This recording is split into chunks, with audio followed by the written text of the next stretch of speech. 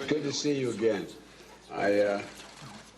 Unfortunately, last time we didn't get to see one another at the G20. I hope next time we meet, we do it in person.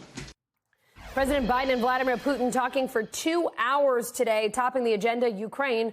Biden warning there will be very real costs if Russia takes military action in the country. We've got team coverage with NBC News White House reporter Lauren Egan in Washington and NBC News reporter Matt Bodner in Moscow. Lauren, first to you. This video call ended just after noon Eastern. What's the White House saying this afternoon about how it went?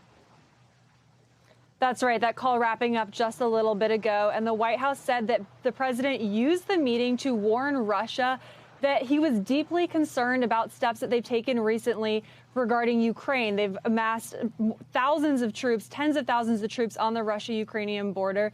And the president warning that it was not just the U.S., but also the U.S.'s allies that were deeply concerned about this, and said that the U.S. could take economic action should Russia do anything more aggressive towards Ukraine, including a potential invasion of Ukraine.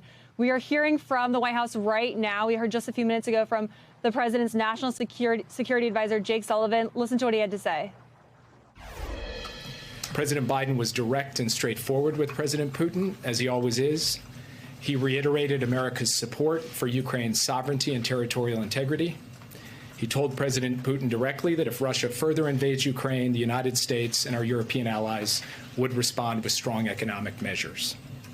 We would provide additional defensive materiel to the Ukrainians above and beyond that which we are already providing. That briefing is ongoing, so we're keeping an ear on it, and we will let you know what other news we get from that briefing.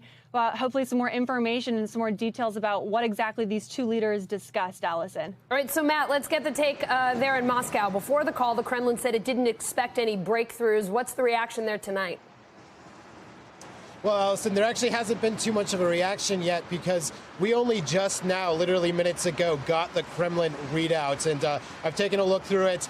It is much, much longer than the White House readout, but it does confirm the main points that were mentioned in that readout. It acknowledges Biden's threat of sanctions, but it then also gives Vladimir Putin a lot of breathing room to respond to Biden. And well, it says predictable things. It's such as blaming Ukraine for the current tension, saying that it's Ukraine that's trying to provoke Russia. Also throwing accusations at NATO, saying that it's NATO that's causing this because it's trying to move into Ukraine. So basically familiar talking points, more or less, I think, expected. And we'll just see how this plays out over the coming days now. So, Lauren, what other issues did President Biden bring up besides this talk about Ukraine? The White House said the president also brought up with Putin cyber attacks as well as Iran's nuclear program. If you remember back to earlier this summer when President Biden and Putin sat down for their first in-person meeting, that's when we were talking a lot about cyber attacks.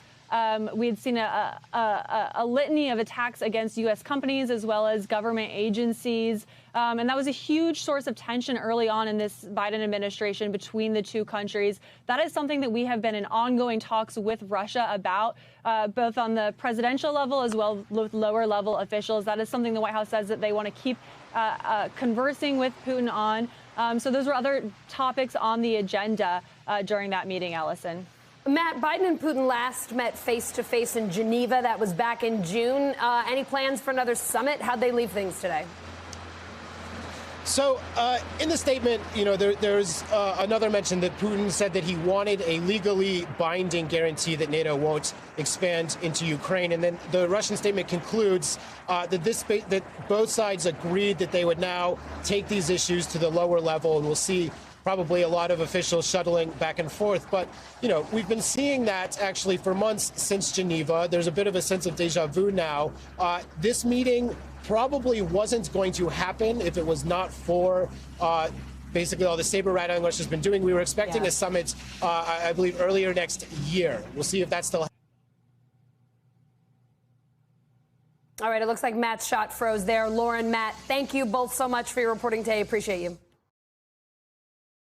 Thanks for watching our YouTube channel. Follow today's top stories and breaking news by downloading the NBC News app.